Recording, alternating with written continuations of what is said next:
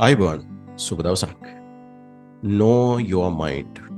එහෙම නැත්නම් අපි අපේ මනසේ සේවකයෙක් බවට පත් වෙනවා වෙනුවට අපි කොහොමද මනස අපේ සේවකයෙක් බවට පත් කරගන්නේ කියන කාරණාව ගැන සාකච්ඡා කරන වැඩසටහන් මාලාවේ 5 වෙනි එපිසෝඩ් එකත් එක්ක තමයි ඔයාලා අද දවසේදී එකතු වෙලා ඉන්නේ.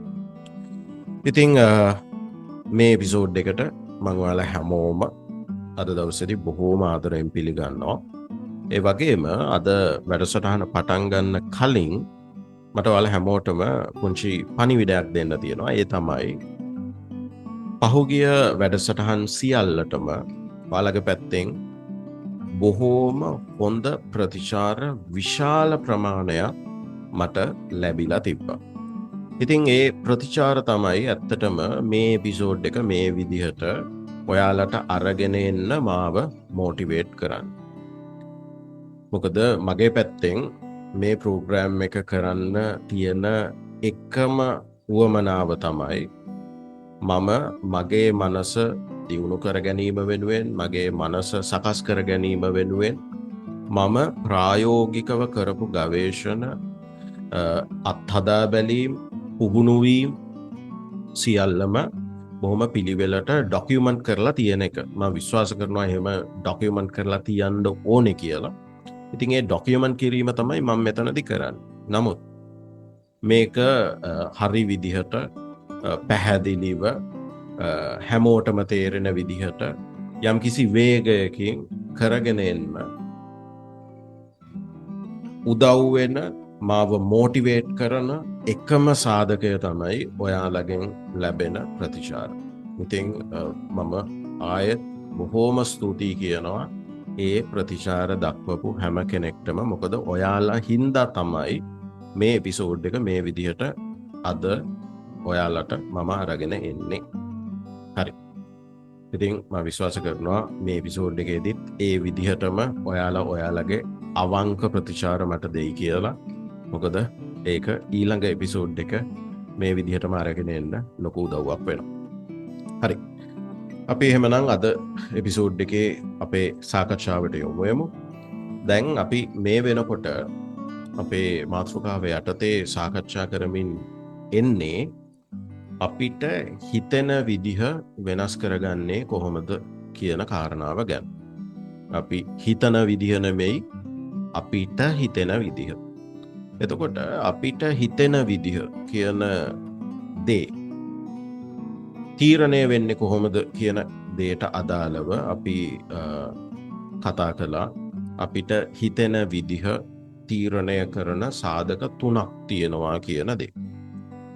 ඒ සාධක 3 අපි හඳුනාගත්තා. අපේ RAS එක, එහෙම නැත්නම් reticular activating system එක වැඩ කරන විදිහ, අපේ ශරීරයේ රසායනික ආකෘතිය සකස් වෙලා තියෙන විදිහ, ඒ වගේම අපේ ආකල්ප සකස් වෙලා තියෙන විදිහ. එතකොට මේකේ RAS එක කියන දේ ගැන අපි කලින් එපිසෝඩ් එකේදී කතා කළා. මේ RAS එකේ ක්‍රියාකාරීත්වය කොහොමද වෙනස් කරගන්නේ? ඒ වෙනස් කර ගැනීමත් එක්ක කොහොමද අපිට හිතෙන විදිහ වෙනස් වෙන්නේ කියන කාරණාව අපි කලින් එපිසෝඩ් එකේදී කතා කළා. දැන් අද මම කතා කරන්න හිතුවා අපිට තව කරුණු දෙකක් ගැන කතා කරන්න තියෙනවා, සාධක දෙකක් ගැන. ඒකෙන් තුන්වෙනි සාධකය, දෙවෙනි සාධකය මම ඊළඟ එපිසෝඩ් එකේදී කතා කරන්නම්. මොකද ඒක ගොඩක් රසවත්. මම මේකේ තුන්වෙනි සාධකය අද කතා කරනවා. ඒ තමයි ආකල්ප. මොකද මේ මනසට අදාළ ක්‍රියාකාරීත්වයක් නිසා, මොකද ශරීරයේ රසායනික ආකෘතිය කියන්නේ වෙනම කාරණාවක්නේ. ඒක නිසා මම මේ මනසට අදාළ ක්‍රියාවලියක් මේ ආකල්ප ඇතුලේ තියෙන නිසා මම දෙවෙනි මේ එපිසෝඩ් එකට මේක ගන්නවා.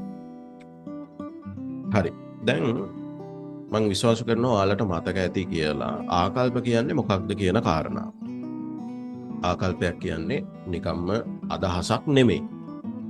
ආකල්පයක් කියන්නේ අපේ හිතේ තදින් තැම්පත් වුණ, ඒ වගේම අපි නිවැරදියයි දැඩිව විශ්වාස කරන අදහසකට. අදහසක් වෙන්න පුළුවන්, මතයක් වෙන්න පුළුවන්, ඕනම දෙයක්. හරි. එතකොට මේක ඇතුලේ ලක්ෂණ දෙකක් තියෙනවා. මේ ලක්ෂණ දෙකම තියෙන්න ඕනේ. එකක් තමයි අපේ හිතේ තදින් තැම්පත් වෙලා තියෙන්න ඕනේ. ඒ වගේම ඒ අපි දරන අදහස හරි මොකක් හෝ වේවා ඒක නිවැරදියයි අපි දැඩිව විශ්වාස කරන්නත් ඕනේ. අන්න එහෙම තත්වයක් කාගේ හරි හිතේ යම් කිසි අදහසකට මතයකට අදාළව තියෙනවා නම් අපි කියනවා ඒක ආකල්පයක් කියලා. එතකොට මේ ආකල්පත් එක්ක ගොඩක් දේවල් සිද්ධ වෙනවා. අපි විවිධ දේවල් නිර්වචනය කරගන්න විදිහ, අපිට විවිධ දේවල් පේන විදිහ, හරි. අපි තීරණ ගන්න විදිහ, ඒ වගේම අපිට හිතෙන විදිහ තීරණය වෙනවා මේ ආකල්පවල ස්වභාවයත් එක්ක. හරි. එතකොට ඒක මම කලින් එපිසෝඩ් එකකදී උදාහරණ අරගෙනම පැහැදිලි කරලා දුන්නා. මම හිතනවා ඒක ආයෙ පැහැදිලි කරන්න අවශ්‍ය නැහැ කියලා. ඉතින් අපි ඒ කොටස ඔළුවේ තියාගෙන අපේ අද මාතෘකාවට යමු. අපි අද කතා කරන්නේ මේ ආකල්ප කියන එක වෙනස් කරන්නේ කොහොමද? සහ ඒ ආකල්ප වෙනස් කිරීම කොයි විදිහටද කරන්න පුළුවන්? හරි. ඒ වගේම මේ ආකල්ප වෙනස් කරන විදිහ අනුව අපේ මනසේ ක්‍රියාකාරීත්වය මොන වගේ තත්වයකටද පත් වෙන්නේ කියන කාරණාව ගැනයි මම ඔබට අද පැහැදිලි කරලා දෙන්න යන්නේ.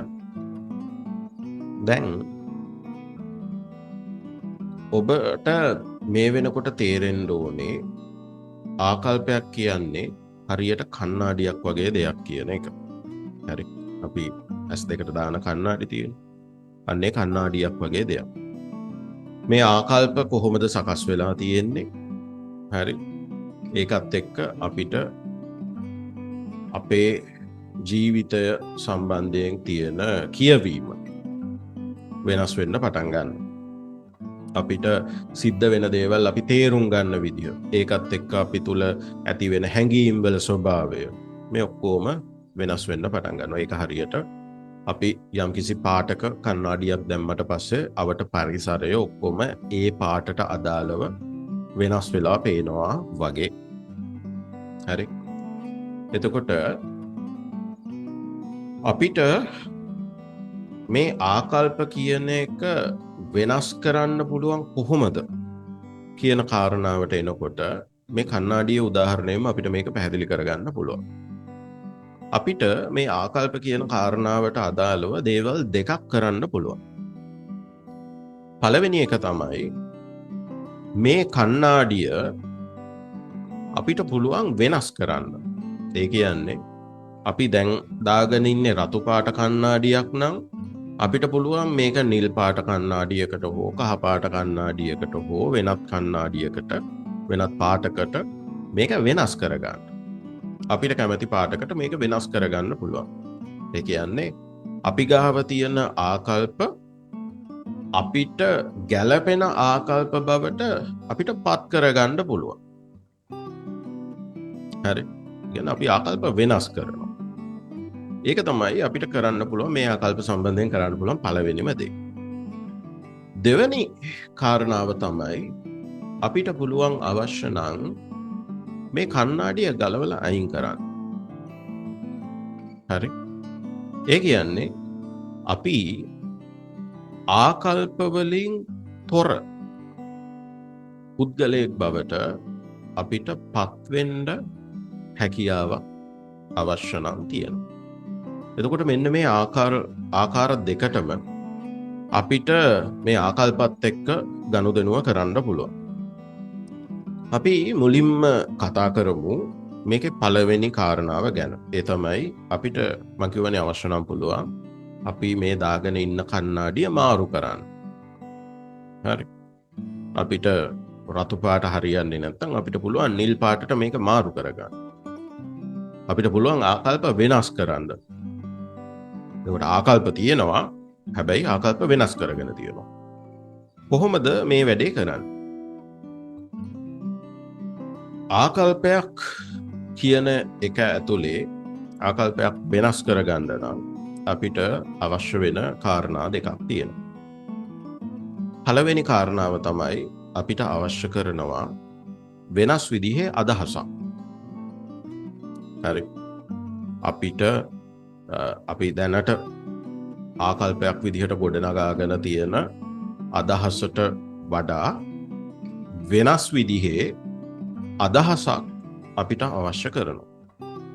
එහෙම අදහසක් නැතුව අපිට ආකල්පයක් වෙනස් කරගන්න බෑනේ. මොකේටද වෙනස් කරගන්නේ? හරි.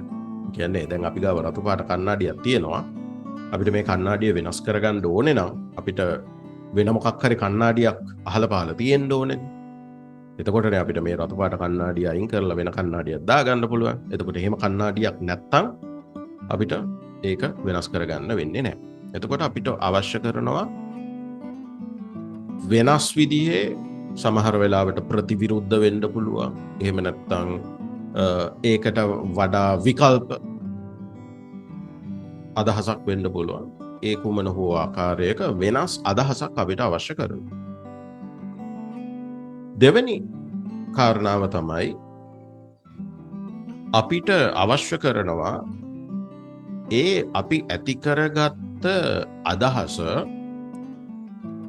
තහවුරු කරන ආකාරයේ හැඟීම්මය තොරතුරු ටිකක්. හරි. අපිට වෙනත් විකල්ප අදහසක් අවශ්‍ය වෙනවා. ඒ වගේම ඒ අදහස තහවුරු කරන හැඟීම්මය තොරතුරු ටිකක්. මේක හැඟීම්මය කියන වචනය හරි වැදගත්. හරි. හැඟීම්මය කියන්නේ අපිට දැනෙන. හරි. අපිට අර අපි කියන්නේ හදවතට දැනෙන විදිහේ තොරතුරු ටික අපිට අවශ්‍ය කරනවා. එතකොට මෙන්න මේ සාධක දෙක හරි සම්පූර්ණ වුණාම අපිට පුළුවන් ආකල්ප වෙනස් කරගන්න. ඒ කියන්නේ දැනට තියෙන ආකල්පය වෙනස් ආකල්පයක් බවට පත් කරගන්න අපිට මේ කාරණා දෙක එක්ක හැකියාව තියෙනවා. අපි අදහසක් ඇති කරගන්නවා. අපි හිතමුකෝ ජ්‍යොතිෂය සම්බන්ධයෙන්ම ගමුකෝ. කලින් උදාහරණයේදී අපි ගත්තා. කෙනෙක් විශ්වාස කරනවා මේ ජ්‍යොතිෂයත් එක්ක තමන්ගේ අනාගතය තීරණය වෙනවා කියන කාරණාව. අපිට මේ පුද්ගලයාගේ මේ ආකල්පය වෙනස් කරන්න ඕනේ නම් හරි. මෙයා මේක හිතේ තදින් තැම්පත් කරගෙන තියෙනවා. මේක දැඩිව විශ්වාස කරනවා. ඒක නිසා මෙයාට ජීවිතේ සිද්ධ වෙන හැම දෙයක්ම සමහර වෙලාවට පේන්නේ තමන්ගේ අපල කාලයක්. හරි. එහෙම නැත්නම් තමන්ගේ නරක කාලයක්. එහෙම නැත්නම් ග්‍රහාපල තත්වයක්. හරි. මොකක් හරි ජ්‍යොතිෂයට සම්බන්ධ කාරණාවක් එක්ක තමයි මේක පේන්නේ. ඒ වගේම මෙයාට මේකට දැන් මෙහෙම පේන්න පටන් ගත්තාම මේකට අදාළව කරන්න පුළුවන් ප්‍රතිකර්ම හරි. ඒ කියන්නේ මේකට දෙන්න පුළුවන් සොලියුෂන්ස් විදිහට පේන්න පටන් ගන්නෙත් බෝධි පූජාවක් තියන එක. එහෙම නැත්නම් දේවාලයකට ගිහිල්ලා බාරයක් වෙන එක. ඔය වගේ දේවල්. එතකොට අපිට හිතෙන විදිහ අපි දේවල් කියව ගන්න විදිහ ඔක්කොම මේ ආකල්පත් එක්ක වෙනස් වෙනවා. ඒක ඔබ දන්නවනේ දැන්. ඒක මම කලින් උදාහරණයක පැහැදිලි කරලා දුන්නා. එතකොට දැන් අපිට මේක වෙනස් කරගන්න ඕනේ. කොහොමද වෙනස් කරන්නේ? වෙනස් කරගන්න නම් අපිට අවශ්‍ය වෙනවා මේ පුද්ගලයාගේ හිතේ ප්ලාන්ට් කරන්න. එහෙම නැත්නම් පැල කරන්න අවශ්‍ය වෙනවා මීට වඩා විකල්ප අදහසක්. පළවෙනි කාරණාව. හරි. මේ ජ්‍යොතිෂයත් එක්ක නෙමෙයි මේ අනාගතයේ තීරණය වෙන්නේ. මෙන්න මේ කාරණාවත් එක්ක කියලා ඊට වඩා විකල්ප අදහසක් අපිට පැල කරන්න සිද්ධ වෙනවා. සහ එතනින් එහාට මෙයාට මේක දැනෙන හරි මේක මෙයාට සත්‍යයි කියලා හැඟෙන හරි එයාට හදවතට දැනෙන මේ කියන මම මේ මෙච්චර කල් විශ්වාස කරපු දේ නෙමෙයි ඊට වඩා වෙනස් දෙයක් මේක ඇතුලේ තියෙනවා කියන එක එයාගේ හදවතට දැනෙන්න ඕන. අන්න ඒකට ඒ තහවුරු කිරීම ලබා දෙන විදිහේ තොරතුරු අපිට එයාගේ ඔළුවට දාන්න සිද්ධ වෙනවා. එතකොට ඔන්න ඔය දෙක. ඒ කියන්නේ අපිට පුළුවන් දැන් ඔය මෙහෙම කාරණාවක් අපි ගමුකෝ උදාහරණයක් විදිහට ඔය ජ්‍යොතිෂය දෙවියෝ හරි මේ වගේ දේවල් ඒකටම සමාන දෙයක් තමයි ඔය law of attraction වගේ නූතනයේ බිහිවෙච්ච සංකල්ප. එතකොට මේ සංකල්ප ඇතුළේ ගොඩක් වෙලාවට තර්කයකට වඩා ඔයා බලන්න තියෙන්නේ හැඟීම්මය වශයෙන් උද්දීපනය කරන තොරතුරු. right? ඒ කියන්නේ law of attraction හරහා වෙන්නේ මොකක්ද කියන කාරණාවට අදාළව ඊටාම අපි හිතමුකෝ බොහොම scientifically prove කරපු හරි බොහොම තාක්ෂණික දත්ත එක්ක මේක කියලා දෙනවට වඩා ගොඩක් වෙලාවට මේක කියලා දෙන්නේ බලන්නකො law of attraction ගැන උගන්වනකොට මේක ගුරුත්වාකර්ෂණය වගේම විශ්වයේ තියෙන නීතියක් කියලා කියනවා. හරිද? ඒක ඇතුලේ හැඟීම්මය වශයෙන් තහවුරු කිරීමක් තියෙනවා. ඒ කියන්නේ කවුරු හරි කෙනෙක් අර දැන් දෙවියෝ විශ්වාස කරන්නේ නැති කෙනෙක් වුණත් සයන්ස් පැත්තට පොඩ්ඩක් බර කෙනෙක් වුණත් ගුරුත්වාකර්ෂණය කියන නීතිය හරි. ඒක වෙන්නේ කොහොමද කියන කාරණාවට අදාළව අපි ගාව යම් යම් දත්ත තියෙනවා. හරි? ඒක අපිට පැහැදිලි කරන්න පුළුවන්. ඒකට අදාළව පරීක්ෂණ තියෙනවා. හරි? කාලයක් තිස්සේ ඒකට අදාළව ගොඩනගපු විශාල ඩේටා ප්‍රමාණයක් තියෙනවා. ඒකත් එක්ක අපිට ගුරුත්වාකර්ෂණය කියන එක ගැන තහවුරුවක් තියෙනවා. හැබැයි ඒ වගේම දෙයක් තමයි මේක කියලා අපි කිව්වහම අපිට මේක ඇතුලේ ඒ වගේම ඒක ඔප්පු කරන්න පුළුවන් දත්ත ප්‍රමාණයක් නැහැනේ. හරි? මේක ඇතුලේ කොහොමද මේක ඇත්තටම වෙන්නේ? හරිද? කොහොමද අපි හිතන දෙයක් විශ්වයෙන් ආකර්ෂණය වෙන්නේ? හරි? ඒක සිද්ධ වෙන මොකක්ද? ඒකේ තියෙන න්‍යායන්, ඒකේ තියෙන ක්‍රියාවලිය මොකක්ද?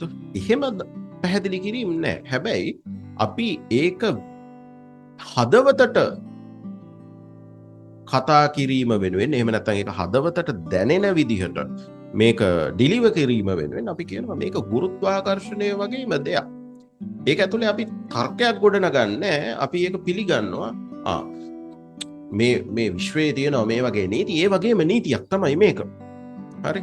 අර ගුරුත්වාකර්ෂණයට තියෙන විශ්වාසය පාවිච්චි කරලා මේක ඇතුලේ විශ්වාසයක් හදනවා. හරි? මම හිතනවා ඔබට මේක පැහැදිලි වෙනවා ඇති කියලා. හරි? සමහර වෙලාවට මේක සංකීර්ණ කාරණාවක්. මම මේ බොහොම පුළුවන් තරම් පල්ලෙහාට ඇවිල්ලා බොහොම සරලව පැහැදිලි කරලා දෙන්නයි උත්සාහ කරන්නේ. මේක අහගෙන ඉන්න ඕනම කෙනෙකුට ඕනම මට්ටම කෙනෙකුට මේක තේරුම් යන විදිහට. එතකොට මෙන්න මේ වගේ හැඟීම්මය වශයෙන් ලැබෙන තහවුරුවන් තමයි අපිට අවශ්‍ය කරන්නේ ආකල්පයක් ගොඩනැගීම වෙනුවෙන්. හරි? මේක ගොඩක් දේශපාලනය ඇතුලේ සිද්ධ වෙනවා. හරි? දේශපාලනය ඇතුලේ කැම්පේන්ස් ක්‍රියේට් කරනකොට මේ ආකල්ප කියන එක තමයි පාවිච්චි කරන ලොකුම ටූල් එක. හරි? ඔබට මම යෝජනා කරනවා ඒ කියන්නේ ඔබ කුමන දේශපාලන මතයක වුණත් පොඩ්ඩක් පහුගිය කාලයේ සිද්ධ වෙච්ච දේවල් සිද්ධ වෙච්ච කරපු ඒ කියන්නේ එක එක පක්ෂ වලින් කරපු චෝදනාවන් හරි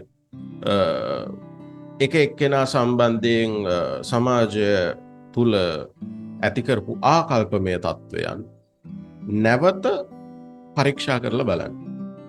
ඒ පරීක්ෂා කිරීම ඇතුලේ ඔබ බලන්න මේ ආකල්ප කොහොමද නිර්මාණය උනේ කියන එක. හරි.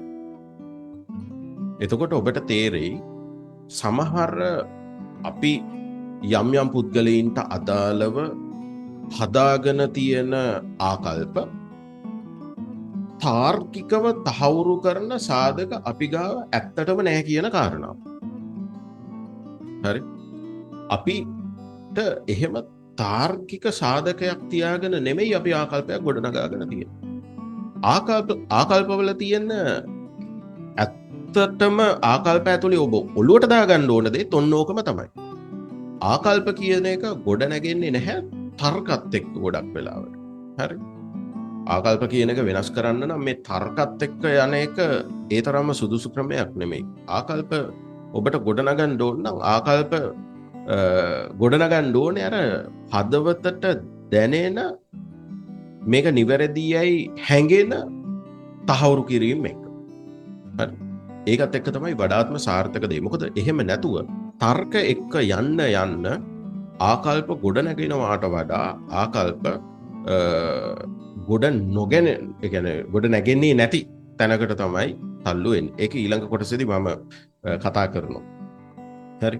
එතකොට ඔබට කරන්න තියෙන පළවෙනි දේ තමයි ඔබ යම්කිසි විකල්ප අදහසක් ගන්න ඕනේ. විකල්ප අදහසක් අරගෙන ඔබේ හැඟීම්මය තත්ත්වයන් උත්තේජනය කරන්න පටන් ගන්න ඕනේ මේ අදහස නිවැරදියයි Tamanට දැනෙන මට්ටමකට. ඒකට ඔබට සමහර වෙලාවට තනියම මේක කරනවා කියන එක ටිකක් අපහසු වෙන්න පුළුවන්. ඒකට ඔබට සමහර වෙලාවට මඟ පෙන්වන්නේ තවත් පාර්ශවයක් ඔබට අවශ්‍ය වෙනවා. මොකද මේක ඔබ විසින්ම කරන්න පටන් ගන්නකොට ඔබේ හිත ඇතුළෙම තේරුම් ගන්න පටන් ගන්නවා මේ ඔබ කෘතිමව යම්කිසි තත්ත්වයන් නිර්මාණය කරන්නයි හදන්නේ කියන එක. එතකොට ඒකෙන් ඉවත් වෙන්න පටන් ගන්නවා. හරි. ගොඩක් වෙලාවට අපි මෙන්ටර් කෙනෙක් එක්ක, කෝච් කෙනෙක් එක්ක වැඩ කරන්න කියලා උපදෙස් දෙන්නේ මෙන්න මේ කාරණාවන් එක්ක. එතකොට ඔබට නොදැනෙන්න ඔබේ හිත ඇතුලේ යම්කිසි තොරතුරක් අදහසක් මතයක් ප්ලාන් කරලා ඒ ප්ලාන් කරපු අදහස හැඟීම්මය වශයෙන් උත්තේජනය කරලා මේ අදහස සම්බන්ධයෙන් විශ්වාසයක් ඔබ තුළ ඇති කරන්න එහෙම කෙනෙක්ට හැකියාව තියෙනවා. ඉතින් ඒක නිසා ඔබට පුළුවන් අවශ්‍ය නම් මෙන්න මේ ආකල්ප වෙනස් කරලා ඔබට හිතෙන විදිහ වෙනස් කරගන්න. එතකොට වෙනස් ආකල්පයක් තියෙන්නේ. එතකොට ඒ ආකල්පයට අදාළව ඔබට ඔබේ ජීවිතයේ සිද්ධ වෙන දේවල් ඔබ නිර්වචනය කරගන්න විදිහ වෙනස් වෙනවා. ඒකත් එක්ක ඔබට දැනෙන හැඟීම් වෙනස් වෙනවා. ඔබට හිතෙන දේවල් වෙනස් වෙනවා. ඒකත් එක්ක ඔබට ඔබ විසින් ගත යුතුයයි ඔබට හිතෙන තීරණ වෙනස් වෙනවා. හරි. ඒ තීරණවල ස්වභාවය වෙනස් වෙනවා. ඔබ ගන්න තීරණ වෙනස් වෙනවා. ඔබ ක්‍රියාත්මක වෙන විදිහ වෙනස් වෙනවා. ඒකත් එක්ක ඔබට ලැබෙන ප්‍රතිඵල දක්වාම මේක වෙනස් වීගෙන යනවා. හරි.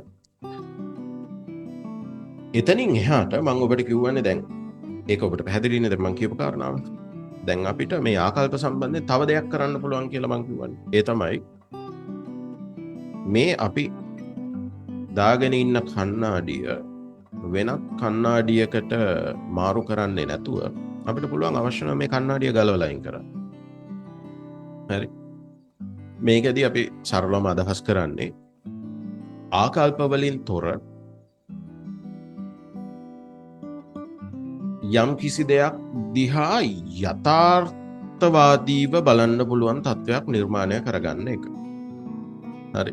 ඒ කියන්නේ අපි ආකල්පමය වශයෙන් යම් කිසි රාමුවකට හිර වෙන්නේ නැතුව හරි අපි බොහොම යථාර්ථවාදී විදිහට ඕනම දෙයක් දිහා බලන්න අපේ මනස පුරු කරගන්නවා.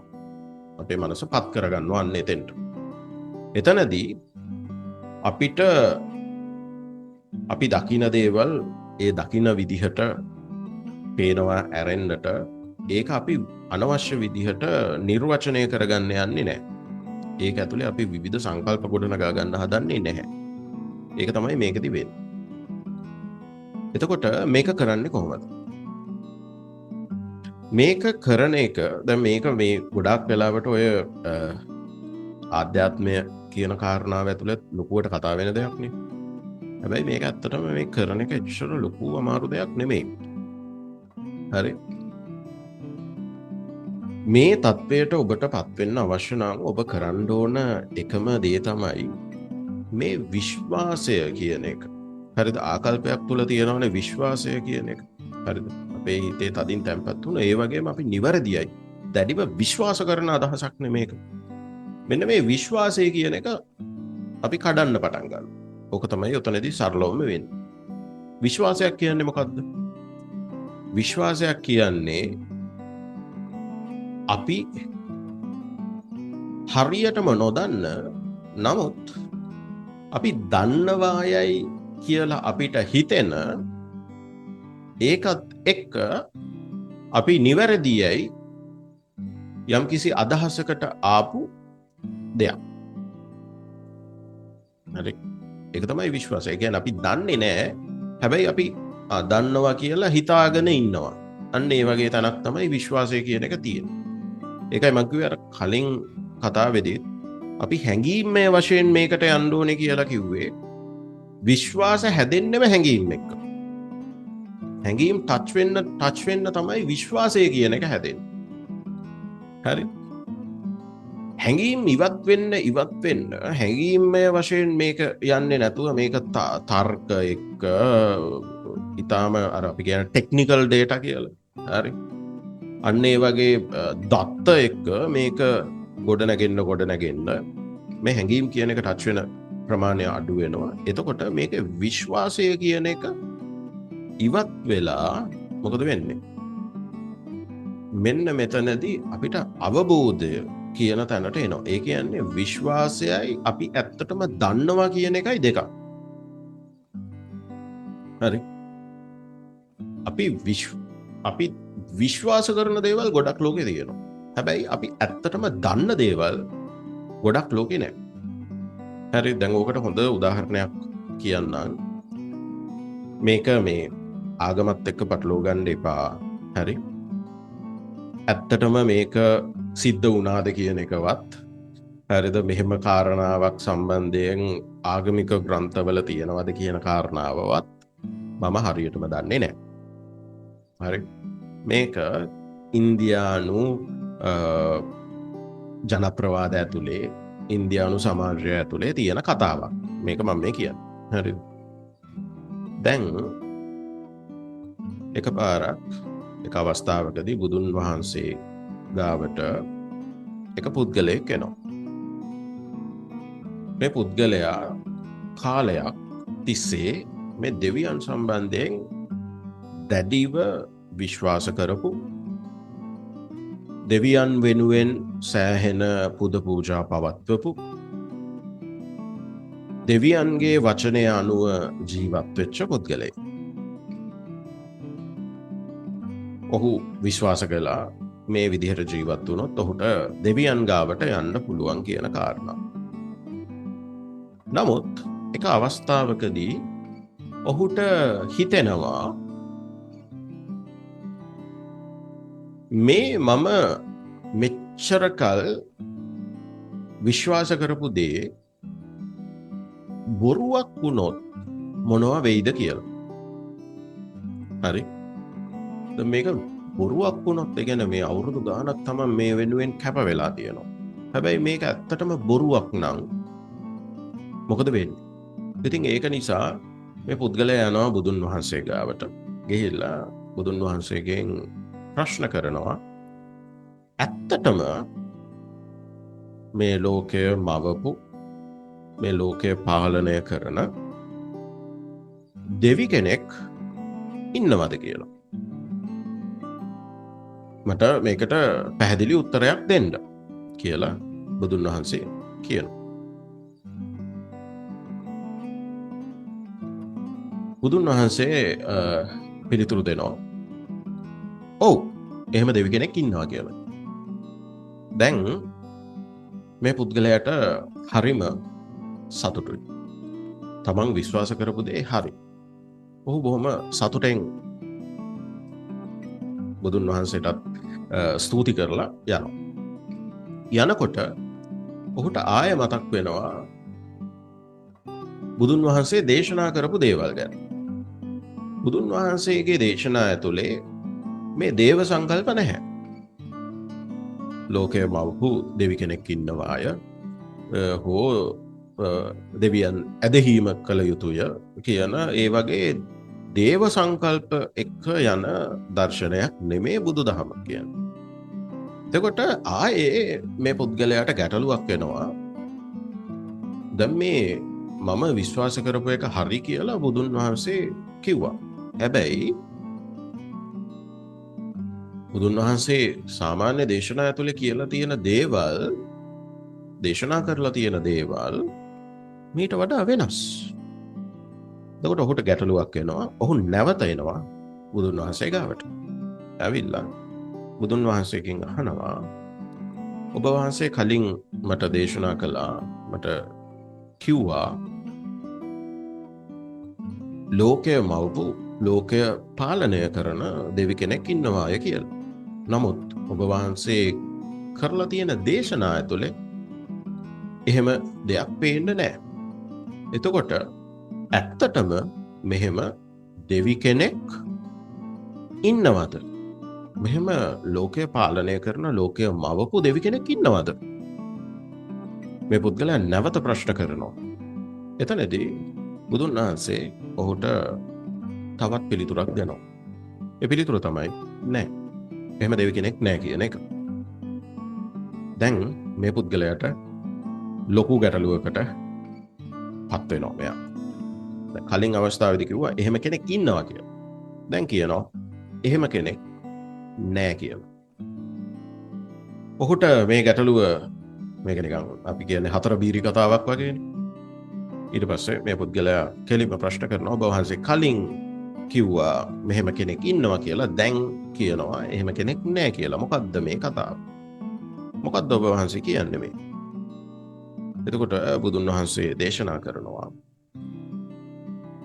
ඔබ මේ කාරණා දෙකෙන් මොකක් පිළිගත්තත් ඒ දෙක ඇතුලේ වෙනසක් නැහැ කියන කාරණාව. ඒකේ අදහස තමයි ඔබ දෙවියන් ඉන්නවා කියලා හිතුවත් ඒක විශ්වාසයක්. ඔබ ඇත්තටම දෙවියන් ඉන්නවද කියලා දන්නේ නැහැ. ඔබ දෙවියන් නැහැ කියලා හිතුවත් ඒක ඇතුළත් ඔබ ඇත්තටම දෙවියන් නැද්ද කියලා ඔබ දන්නේ නැහැ. මේ දෙකම ඔබ තුල තියෙන විශ්වාසයක් විතරයි. ඔබ ඉන්නවද දන්නෙත් නැහැ. ඔබ ඇත්තටම දෙවියන් කියලා කෙනෙක් නැද්ද කියලා දන්නෙත් නැහැ. එතකොට මෙන්න මේක ඇතුලේ කියන කාරණාව තමයි අපි දන්න දේවල් සහ අපි විශ්වාස කරන දේවල් අතර වෙනස. අපි ඇත්තටම ලෝකේ ගොඩක් දේවල් සම්බන්ධයෙන් විශ්වාසයන් එක්ක තමයි ජීවත් වෙන්නේ. ඇත්තටම අපි දන්න දේවල් ගොඩක් අඩුයි. අපි මේ විශ්වාසයන් කියන එක ඉවත් කරන්න පටන් ගත්තට පස්සේ අපි ගමන් කරන දිශාව වෙන්නේ අපි දන්න දේවල් මොනවද කියන දේ පැහැදිලි කරගන්න දිශාව. එතකොට අපිට පැහැදිලි වෙන්න පටන් ගන්නවා අපි ගොඩක් වෙලාවට දන්න දේවල් හරි අඩුයි. එතකොට අපි දන්නේ නැහැ, හැබැයි අපිට මෙන්න මෙහෙම දෙයක් පේනවා. අපි දන්නේ නැහැ, හැබැයි මෙන්න මෙහෙම දත්තයක් තියෙනවා. අපි දන්නේ නැහැ, හැබැයි මෙහෙම කරපුවාම මෙහෙම වෙන ස්වභාවයක් මේක ඇතුලේ තියෙනවා. හරි. අපි දන්නේ නැහැ, හැබැයි ජ්‍යොතිෂය කියන කාරණාව ඇතුලේ සමහර වෙලාවට හරි ගිය තැන් තියෙනවා.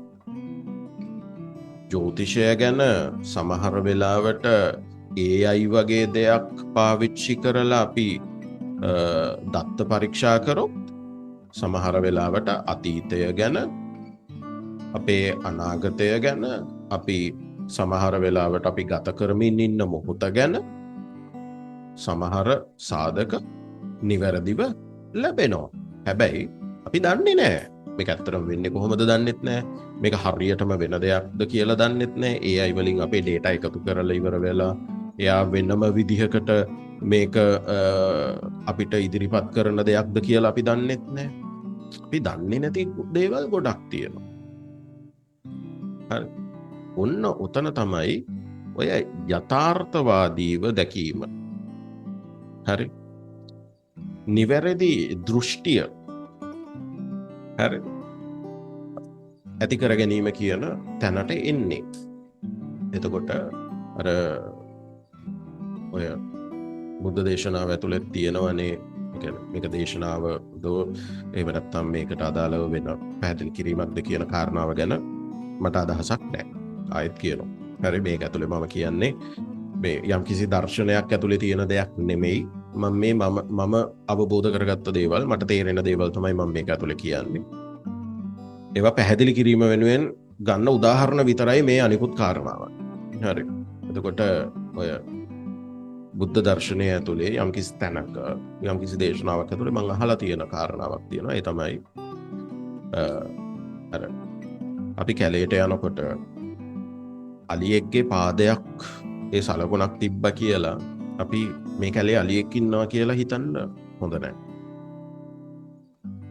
අපි තව කැලේ ඇතුළට යනකොට අලි පොඩි කරලා ගිය ගස් දැක්කා කියලා අපි මේ කැලේ අලියෙක් ඉන්නවා කියලා හිතන්න හොඳ නැහැ.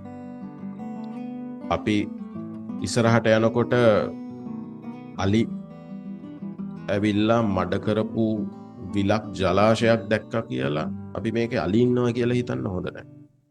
අපි ඇත්තටම අලියෙක් දැක්කහම විතරයි මේකේ අලි ඉන්නවා කියන තැනට යන්න ඕනේ. එතකන් අපි ඇත්තටම ඉන්නේ අපි පොඩි කරලා තියෙන ගස් දැක්කා. අලියෙක්ගේ වගේ පාසලකුණක් දැක්කා. අලියෙක් ඉන්නව නෙමෙයි පාසලකුණක් දැක්කා. අලි හෝ වෙනත් දෙයක් විසින් හෝ අලියෙක් මඩ කරලා ගියා වගේ පේන විලක් අපි දැකලා තියෙනවා. ඒක දැක්ක විතරයි. හරි. අපි යම්කිසි දෙයක් ඇහුවා විතරයි. ඒක මත යම් දේවල් ගොඩනගා ගන්න යන්නේ නැහැ. හරි. එතකොට ඔන්න ඔය තැන තමයි මේ විශ්වාස කඩාගෙන එනකොට එන්නේ. එතකොට අපිට පුළුවන් ඊළඟ කොටස තමයි අපිට මේ ආකල්පත් එක්ක කරන්න පුළුවන් ඊළඟ දේ තමයි අපි ආකල්ප හදාගන්නේ නැතුව අපේ මේ තියෙන විශ්වාසයන්ට පහර දෙන්න පටන් ගන්න එක. එතකොට අපි කිසිම දෙයක් විශ්වාස කරන්නේ නැති හැම දෙයක් දිහාම යථාර්ථවාදීව අපිට පේන කොටසේ විතරක් අපි මනස හසුරවන පුද්ගලයන් බවට පත් වෙනවා. දැන් මේකට එන්නේ කොහොමද? මේකට එන්න තියෙන ක්‍රමය තමයි හැම දෙයක් දිහාම විවිධ කෝණයන්ගෙන් තාර්කිකව බලන එක. හැඟීම්මය වශයෙන් නෙමෙයි හොඳේ. තාර්කිකව. තර්ක හදනවා. යම්කිසි දෙයක් දැක්කොත් මේක වෙන්නේ කොහොමද? අපිට කොච්චර දුරකට මේක අවබෝධ කරගන්න පුළුවන්ද කියන කාරණාව විතරයි අපි බලන්නේ. ඒකත් එක්ක අපි යම් තීරණ ගන්න අවස්ථාවන් තියෙනවා. එතකොට අපි ආකල්ප නැති නමුත් අපි ගාව තියෙන දත්ත එක්ක තීරණ අරගෙන ක්‍රියාත්මක වෙන පුද්ගලයන් බවට පත් වෙන්න පටන් ගන්නවා. හරි. එතකොට ඔන්න ඔය තත්වයන් දෙකටම අපිට ආකල්පත් එක්ක ගමන් කරන්න පුළුවන්. අවශ්‍ය නම් ආකල්ප වෙනස් කරගන්නත් පුළුවන්. එහෙම නැත්නම් ආකල්ප වලින් තොර පුද්ගලයෙක් බවට පත් වෙන්නත් පුළුවන්. හරි.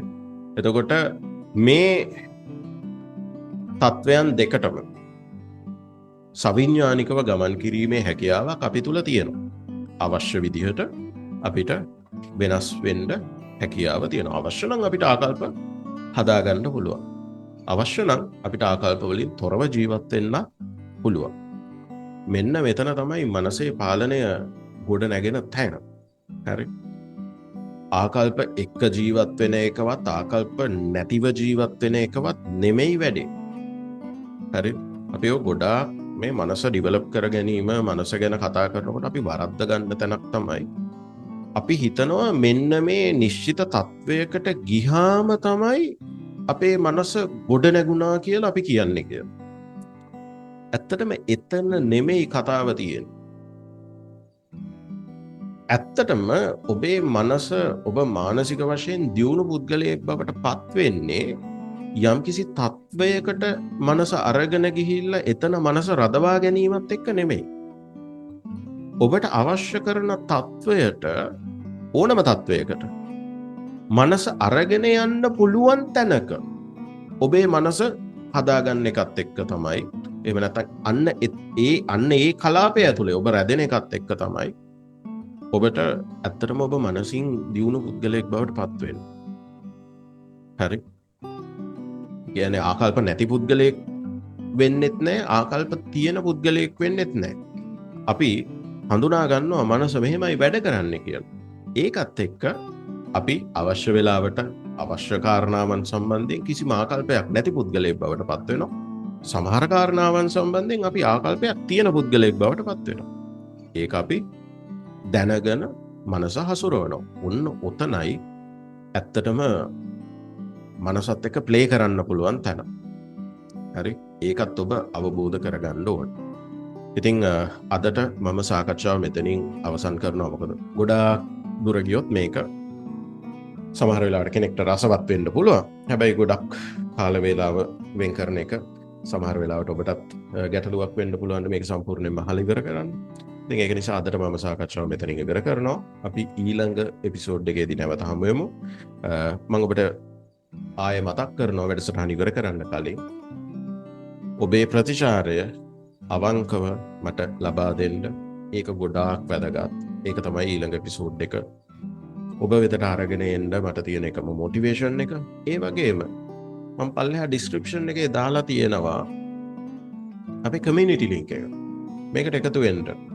මොකද ඉදිරියේදී මම බලාපොරොත්තු වෙනවා මේ සෝෂල් මීඩියා වගේ දේවල් එක්ක කරන වැඩ වෙනුවට. මොකද සෝෂල් මීඩියා ඇතුලේ ගොඩාක් මේක ඇතුලේ ගැවසෙන්න අපිට අනවශ්‍ය දත්ත මිනිස්සු විසින් ගොඩනගන ආකල්පමය තත්ත්වයන් වගේ දේවල් හැදෙන්න තියෙන අවස්ථාව ගොඩක් වැඩි. ඉතින් ඒක නිසා අපි බලාපොරොත්තු වෙනවා මේ සෝෂල් මීඩියා වලින් පොඩ්ඩක් ඈත් වෙලා වුණත් හරි කොන්ටෙන්ට් එකක් ඔබට ඩිලිවර් කරන්න පුළුවන් තත්ත්වයක් නිර්මාණය කරගන්න. ඉතින් මේ කමියුනිටි ලින්ක් එක හරහා අපි ඒකට අවශ්‍ය කරන පළවෙනි පියවර තියලා තියෙනවා. ඉතින් කමියුනිටි ලින්ක් එකට එකතු වෙන්න. මොකද කමියුනිටි ලින්ක් එකේ මම කමියුනිටි ලින්ක් එක හරහා කමියුනිටි එකට ජොයින් වෙන්න. එතකොට ඒක ඇතුලේ මම ඔබට සමහර වෙලාවට සෝෂල් මීඩියා ඇතුලේ මම රිලීස් නොකරන දේවල් මම ඒක ඇතුලේ කතා කරන්න සහ ඒක ඇතුලේ ඒ වගේ වෙනස් කොන්ටෙන්ට් ටිකක් රිලීස් කරන්න බලාපොරොත්තු වෙනවා. ඒවා ඔබට ඇක්සස් කරන්න පුළුවන්. ඔබ කමියුනිටි ලින්ක් එකට ක්ලික් කරලා අපේ WhatsApp කමියුනිටි එකත් එක්ක ජොයින් වෙලා හිටියෝ. හරි. එහෙනම් බොහොම ස්තුතියි අද එපිසෝඩ් එකත් එක්ක එකතු වුණාට. අපි ඊළඟ සතියේ අලුත් පාඩමකින් නැවත සම්බන්ධ වෙමු. හැමෝටම ජය වේවා. බොහොම ස්තුතියි.